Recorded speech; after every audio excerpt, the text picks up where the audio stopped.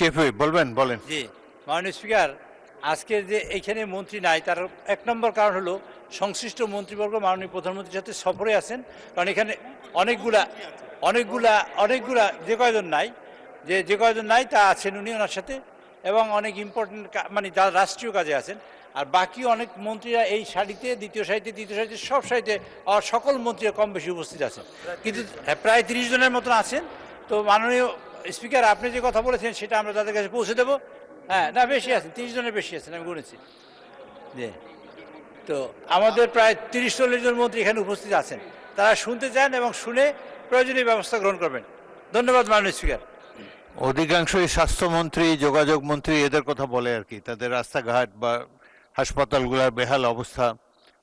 যাই হোক, সংসদের সবচাইতে গুরুত্বপূর্ণ বিষয় হলো সংসদ অধিবেশনে অ্যাটেন্ড করা, এর চাইতে গুরুত্বপূর্ণ কিছু নাই।